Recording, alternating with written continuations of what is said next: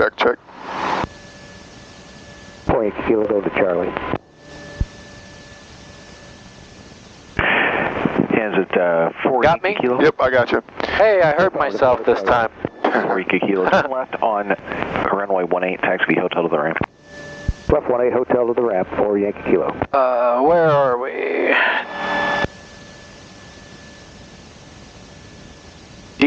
DG and clock. Yep, so directional gyro, so remember you gotta, that's just a compass card for connected to a gyro, so you gotta set that to the compass.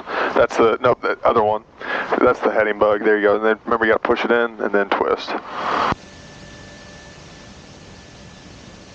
Back of that? Yep, and then the heading bug is what, is like that. So okay. So like if I tell you to hey, turn left to 240, you can set that on, 240. So it's one, like a reminder, and then once you're on it, you notice it's like a bigger thing. And so holding it on there is a lot easier than holding it on one of these small lines. Okay. So I always like to use that too. Some students don't like to use it as much. I like using it. Or the other thing I like using it for is for takeoff or landing, or when I'm coming into the traffic pattern, once I get the reported winds, if I'm not going to use it to hold a heading, then I'll set the heading bug on the wind direction. That way I know where it's hitting me from. So if they said okay, the winds are 270 at 10, I would just set it on 270, so that way I constantly know where the winds are hitting me from. Oh, that's a good idea. I like that. Radio navs. All right, so we got ground up here on 1219, towers on COM 1 standby. We got weather frequency down here on COM 2. Right now we're currently on COM 1. So go ahead and hit this top COM 2 button. Under 2. Simultaneous visual approaches 22 and 31 in use. As on this contact, you have information Foxtrot. Foxtrot.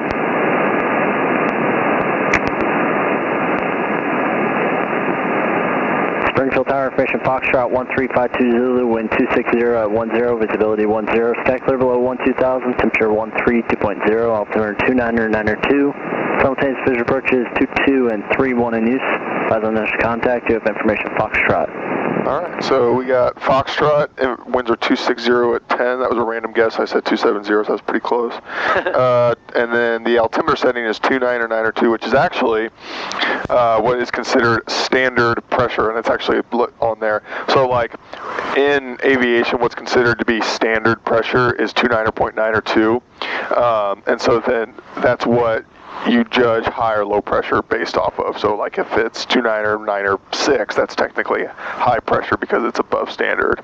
So that's but yeah, today it's actually standard. So, which doesn't make it better or worse. You actually want it to be higher than normal or higher than standard because that means it's higher pressure. But some people think that the standard temperature of 299 or 2 is the ideal one to be at. It's not a bad one to be at. It's just you ideally want it to be higher than that because higher pressure yields better performance out of the airplane. So. Oh, okay. Check brakes. All right, so go ahead and release the parking brake. And then just give it a little bit of throttle, and then we'll do a quick brake check. Good, press on the brakes. All right, brakes are good.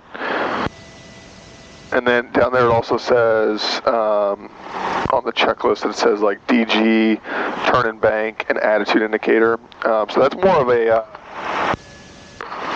an instrument check, in terms of if you're doing an instrument flight, you have to check that. But it's not a bad habit to get in the habit of checking it. So what you can do is, I'll show you here, go ahead and release the brakes, is as you kind of roll out here and start your turn, you're just making sure, okay, the compass is moving in the correct direction. My turn and bank indicator is showing a left turn. My compass is moving in the opposite direction.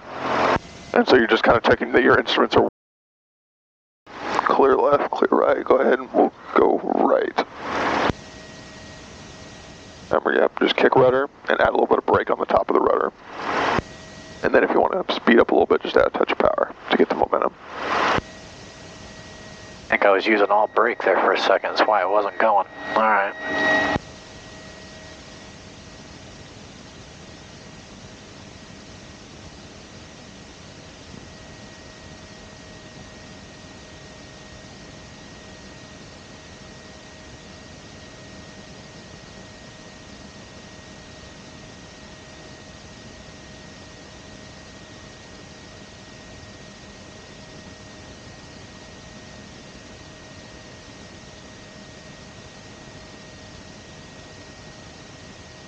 And then we're going to come over here to the Charlie ramp to slow down, to do the run up. So go ahead and pull the power back to idle. Okay, now just start adding some brake. You want to anticipate your turns here. Okay, and then we'll just kind of bring it over here. Since the winds are at a 2.6, we'll do it with a, we always want to try and do the run up with a headwind. So yeah, you can just kind of point yourself that way. Go ahead and bring it to a full stop. Good. Ah, I made it.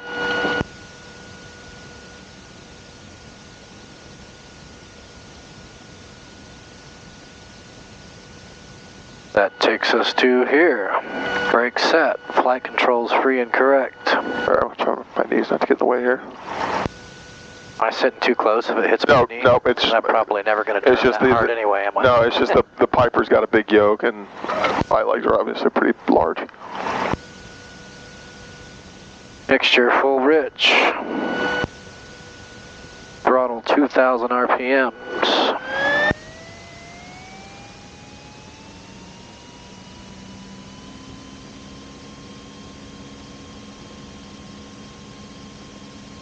Bags.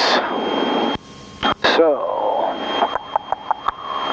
Nope. So you'll do it on the ignition there. Yep. There it is. And then just move it over to the right one. I'm looking for. And you're watching the RPMs drop.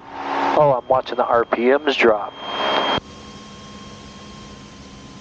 So dropped about 50 there. So back to both. And then switch over to the left one. Dropped about 100 there. So back to both. And so what you want is you don't want it to drop more than 125 and more than 50 RPM difference between the two drops. Because what you're checking is that if one magneto fails in flight, the engine can continue to run on just one magneto. And so if we did get a drop in excess of that 125, then that means that most likely one of the magnetos is kind of fouled, which basically what that means is carbon deposits have built up on it due to the fact that someone's been flying it like excessively cold, or basically not leaning the mixture out and letting the engine warm up and burn off that carbon. It's no big deal, but to burn it off, basically what you do during the run-up is if you get that excessive drop, you lean the mixture out as far as you can without killing the engine, and then push the throttle all the way up, and you let it run like that for 4 or 5 minutes to let the engine get really hot and hopefully burn off the carbon deposits. And then you just try and recheck the mags after that. Sometimes you can't fix it on your own. Sometimes the spark plugs themselves just have to be replaced. But okay. Carb heat. So nope, that's off. Then all the way down, and then watch the drop, and then back up. And all you're checking there is just making sure it drops, because that means that the carb heat's working. Engine instruments. So start on the left side. So oil pressure, green. Temperature, green. Amps or alternators charging. Full on fuel pressure is positive. All good. Suction, so that's over here. So that's measuring the vacuum pressure. So positive there. Throttle back down to 1,000.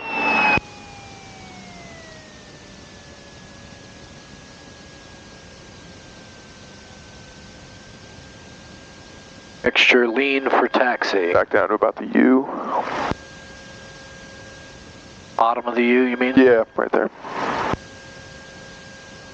Alright, and so that's the run-up checklist. So now what we'll do is we'll taxi over here, and we'll call ground for our taxi clearance.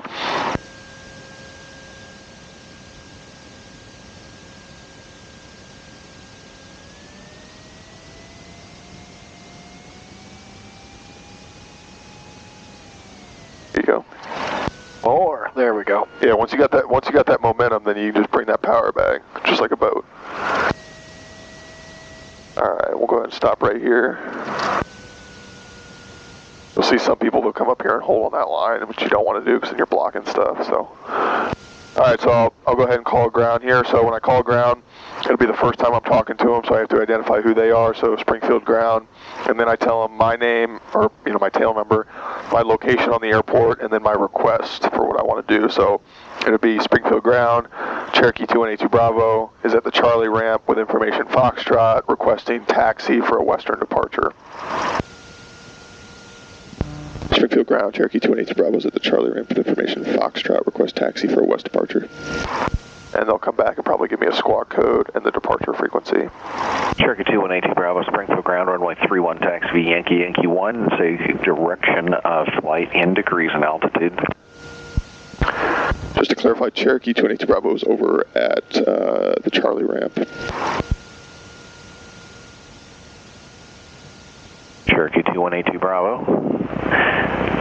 Directions are still the same. Runway 31, taxi via Yankee or Yankee 1. 31 via Yankee Yankee 182 Bravo. We'll be going 270, 4,500. All right, go ahead.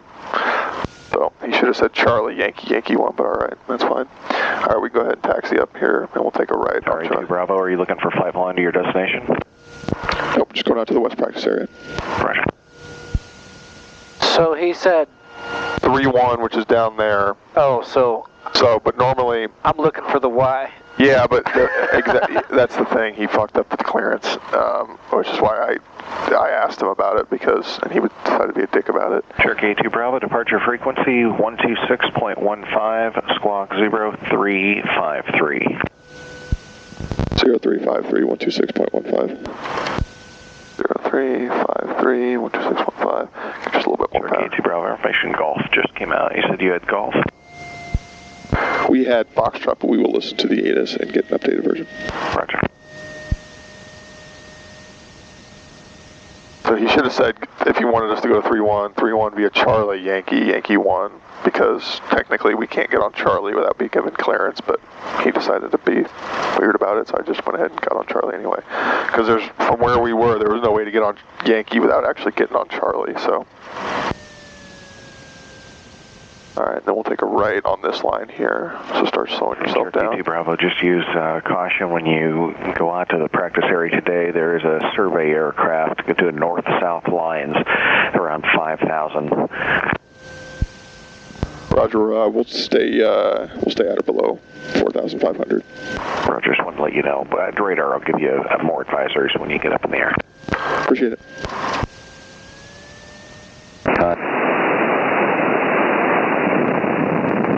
Springfield Tower 8 is information golf, time 1452 Zulu weather, wind 250 at 12, visibility 10, sky clear below 12,000, temperature 15, dew point -1, altimeter 2991. Simultaneous visual approaches runway 22, runway 31 in use. Advise on mission.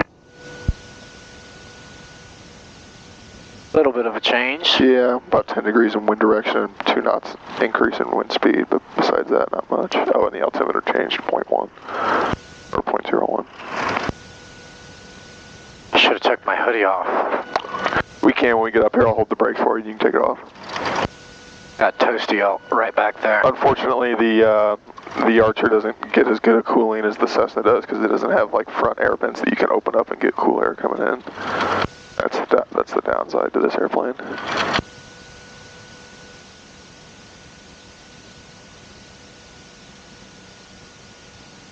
But we can go past this line because that's just the ILS hold area, so we can go up and hold short of the runway.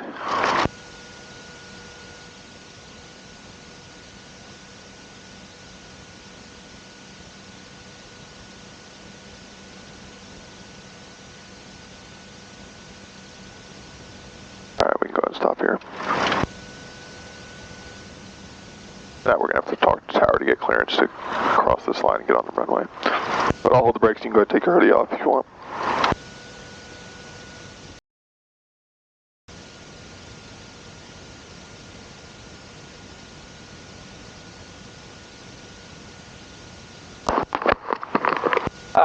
Much better. Alright, let's go ahead and run through the before takeoff checklist. Before takeoff, fuel, fullest tank.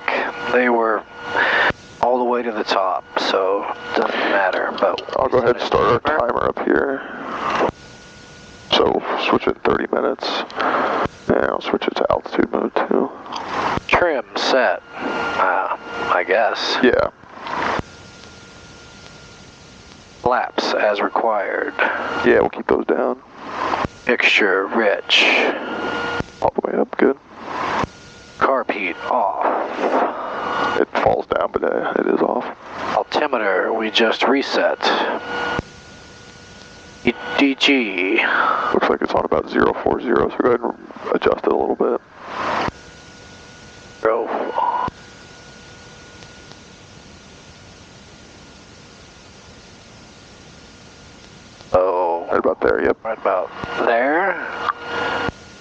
3, 4, 5, okay. Transponder. Altitude mode, got that. Electric fuel pump on. Autopilot off. Does this even have such a thing? It has heading and roll control over there, but yeah, it's off. Oh, these guys. Yeah. Door locked. Good. Window closed. Strobes as needed. So when it says that, we'll go ahead and switch our taxi light off and then turn our landing light on. Okay. Takeoff, climb. We're actually going to rotate at 65, not 55, because 55 knots with 2 people on board, full fuel in this airplane is pretty heavy. So we'll use 65 as our rotation speed instead of 55, so that way we'll have a little bit more energy. I think last time I was a little faster. What do those mean? VX and VY are your climb speeds. So VX is best angle of climb, and we use that. It's a higher pitch angle that allows us to climb up in a really short amount of distance, and we use it for obstacle clearance. VY is your best rate of climb, so that's going to give you your most altitude over a given amount of time instead of distance, and that's what we're normally going to be climbing out at 76. So after you rotate and begin your climb out, you want to pitch the airplane to hold 76 knots on the climb out. Okay. Alright, I'll go ahead and switch over to tower. You go ahead and put the checklist away. Springfield Tower, Cherokee 282 Bravo is holding short of 3-1, ready for takeoff. Cherokee 2182 Bravo, Springfield Tower, turn left on course, runway 31 cleared for takeoff, wind 280 at 14, gust 18. Left on course, 31 cleared, takeoff, 82 Bravo. Alright, go ahead.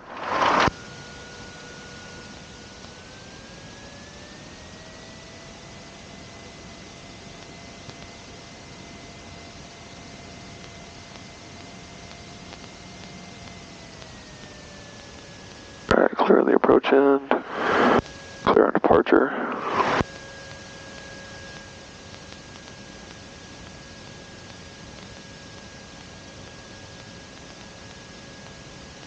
Alright, line up with center line. Alright, make sure your feet aren't on the brakes, just on the rudder pedals. Go ahead and give it full power. Then just hold some of that right rudder pressure to keep that nose straight, because the torque's going to want to pull us left. Good. Once we get to 65, don't turn the ailerons like that. Go ahead and start pulling back. We're at 65. There you go. Whoa. So if the nose is shooting up like that, you got to push it down and then give it some nose down trim. Which would be forward. Forward. Keep pushing that nose down.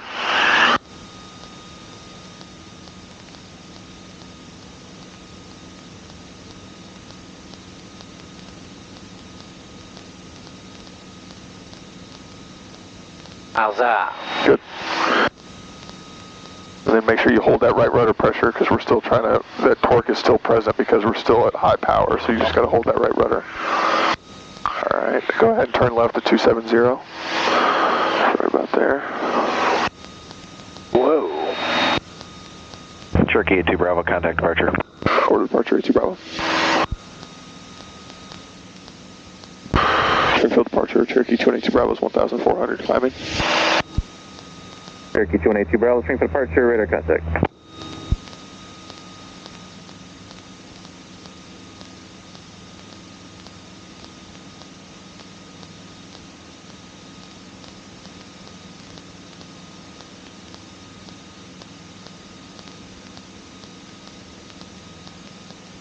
So what you're feeling now is just those thermals that when you're below 2,500, that just kind of creates rougher air and some updraft, so really nothing you can do to fight it. You just kind of got to let it do what it wants to do to you, and just watch the airplane nose. So you keep pulling it up like that.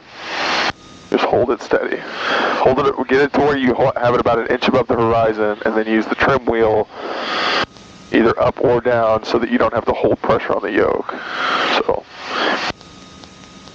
I thought it was steady, and then...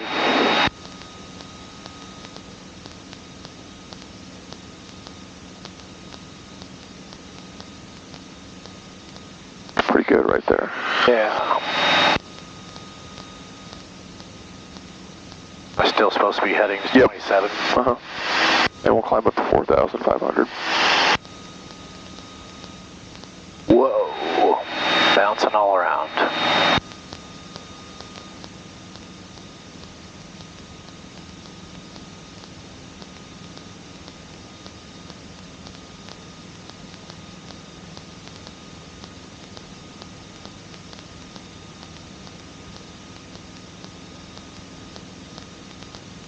It's starting to calm down a bit.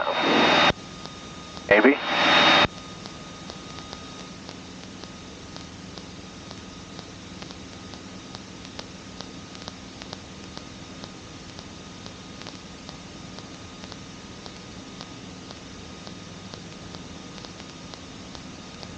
Spoke too soon. Yeah.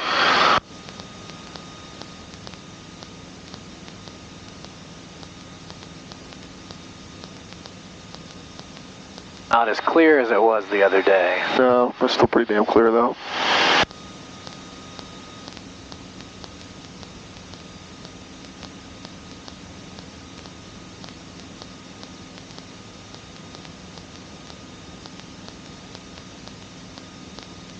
Cherokee 282 Bravo, radio check. AG Bravo loud and clear. Thank you. Why'd you do that? I don't know. Maybe someone he was trying to talk to wasn't hearing him. Oh. So they'll call other airplanes they know that they're talking to so that they can make sure that it's not their fault on their end.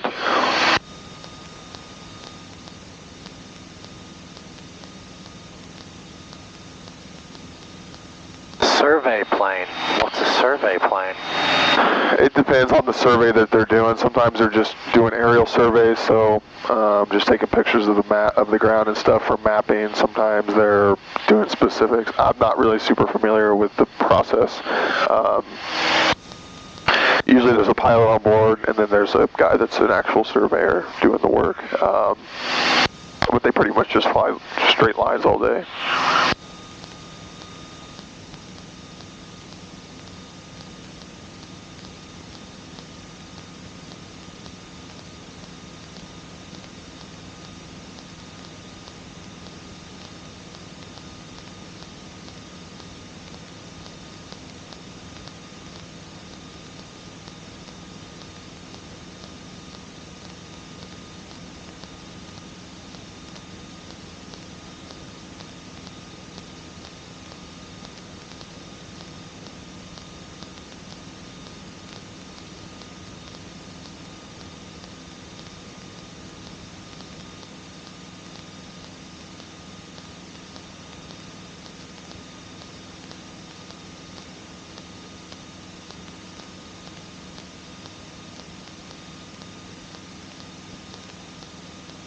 Alright, we're approaching 4,000, so remember, pitch down first.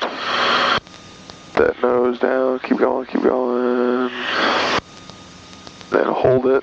No, a little bit more down. See, that's not really, no, that's not there, right there. Because remember, you want that fist. Okay, now you can reduce power. But keep your eyes outside, keep watching the nose. So keep holding it down. You don't want it to rise on you. You don't want it to rise on you, so keep pushing down.